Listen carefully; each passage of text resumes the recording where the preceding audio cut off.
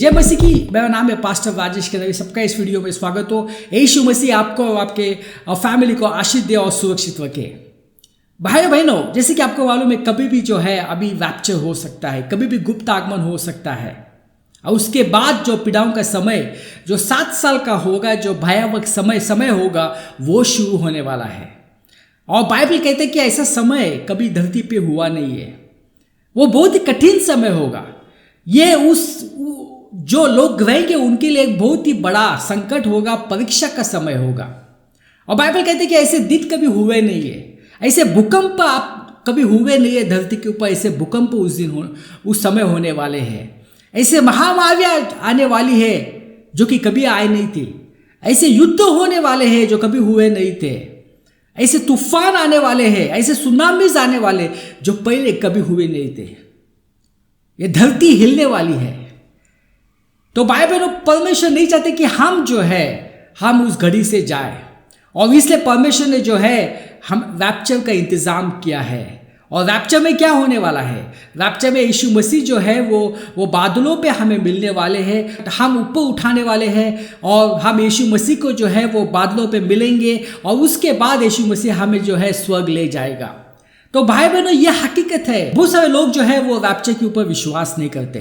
बहुत सारे मसीह लोग जो है वो रैप्चर के ऊपर विश्वास नहीं करते। उनको लगता है कि ये रैप्चर जो है ये रैप्चर होने वाला नहीं है। उनको लगता है कि ये सब जो मन गढ़ंत कहानियां है, ये जो है ये बाइबल के अनुसार नहीं है। कुछ लोग कहते हैं कि रैप्चर जो शब्द है वो बाइबल में है ही नहीं। इंग्लिश बाइबल में कहा जाता है कॉट अप, और जो हिंदी बाइबल में कहा जाता है कि हम ऊपर उठने वाले हैं। तो बाइबल में रैप्चर बहुत ही आवश्यक है। कुछ मसीह लोग विश्वास करते हैं कि रैप्चर जो है वो पीड़ाओं के समय के बीच में होने वाला है। कुछ विश्वास करते हैं कि रैप्चर जो है वो पीड़ाओं समय के अंत में होने वाला है। भाई बहनों, ये सब गलत बात है। हम जो है हम पीड़ाओं के समय से नहीं जाएंगे, क्योंकि परमेश्वर नहीं चाहता है कि हम जो है जो प्रकोप का जो समय इस धरती के ऊपर आने वाला है, और वो बहुत ही कठिन होगा जो लोग उस धरती के ऊपर रहेंगे।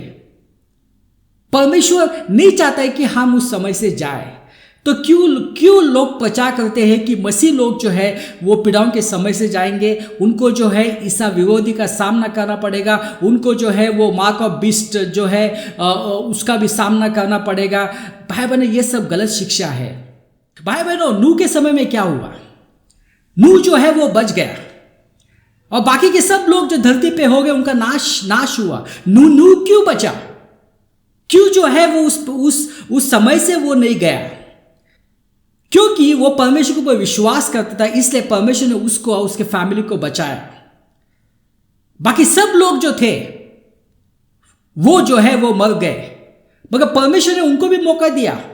100 साल तक नूह जो है उनको प्रचार कर रहा था कि आप जो है आप अपने पाप का पश्चाताप करना, क्योंकि जो कठिन समय इस धरती के ऊपर आने वाला है, बारिश आने वाली है, और वो बारिश 40 दिन और 40 रात ठहरने वाली है, और उससे जो है वो तबाही बचने वाली है। मगर लोगों ने विश्वास नहीं किया। लोगों ने उसका मजाक उड़ाया। लोगों ने कहा कि ऐसा कुछ होने वाला नहीं है, एक बादल का पता नहीं है, और आप कह रहे हैं कि बारिश आने वाली है, 40 दिन तक ये बारिश रहेगी। तो उन्होंने पश्चाताप नहीं किया। परमेश्वर ने नूह को बचाया। और लूट के समय क्या हुआ? परमेश्वर ने लूट और उसके फैमिली को जो है बचाया। जब लॉट और उसकी फैमिली जब सदोम और गमोरा से बाहर निकली, तब परमेश्वर ने उस शहर का नाश किया। जब लॉट उस शहर में था तब परमेश्वर ने नाश नहीं किया। जब वो उस शहर से वो बाहर निकला उसके फैमिली के साथ, तब परमेश्वर ने सदोम और गमोरा का जो है आग से नाश किया। तो ये सब क्या दर्शाता है? ये सब दर्शाता है कि परमेश्वर नहीं चाहते हैं कि हम जो है हम ऐसे स्थिति से जाए, हम ऐसे कठिन समय से जाए, हम परमेश्वर के प्रकोप से जाए। परमेश्वर नहीं चाहता है, क्योंकि उसके लिए परमेश्वर ने हमें चुना नहीं है।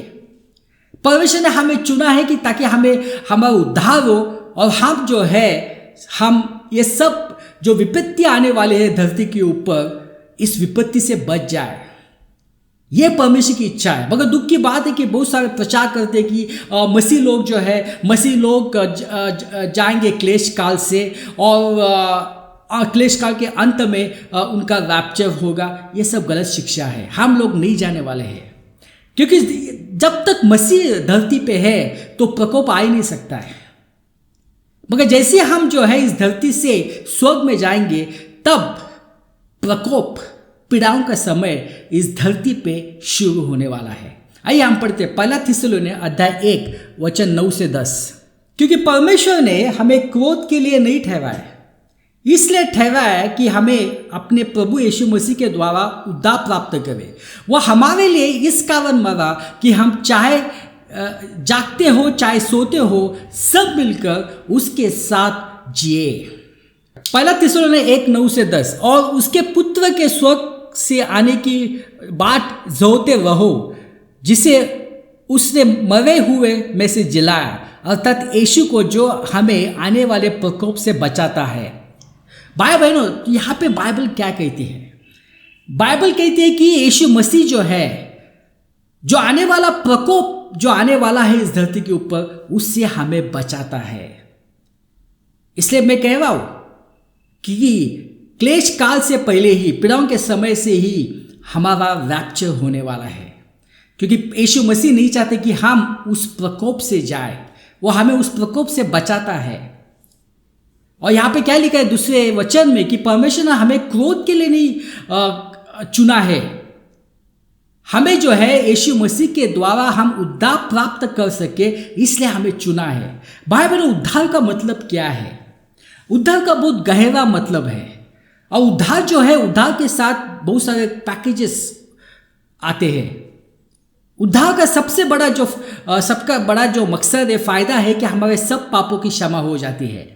जो हमारे अतीत के पाप, जो हमारे वर्तमान के पाप, जो हमारे भविष्य के पाप, वो सब पापों से हमारी क्षमा हो जाते हैं। और हम जो है, हमारा स्वर्ग जाने का रास्ता जो है वो खुल जाता है, क्योंकि हमने यीशु मसीह के लहू के ऊपर हमने विश्वास किया है। और यीशु मसीह के लहू के द्वारा ही कोई स्वर्ग जा सकता है। यदि आप विश्वास करते कि यीशु मसीह ने मेरे पापों के लिए लहू बहाया और उस लहू से मेरे सब पाप क्षमा हो जाते हैं, यदि आप ऐसा विश्वास करते हैं, आपके पाप क्षमा हो जाएंगे और आप स्वर्ग जा सकेंगे। आपको नरक में जाने की आवश्यकता नहीं है। और इसको हम कहते हैं उद्धार, सैल्वेशन। बट उसके साथ में बहुत सारी चीज़ें हमारे जीवन में होती है जब हमारा उद्धार हो जाता है। और यहाँ पे लिखा है कि ये जो उद्धार जो है, ये उद्धार हमें आने वाला जो प्रकोप है, जो पीड़ाओं का समय, उससे हमें बचाता है। कि जब हमारा उद्धार हो जाता है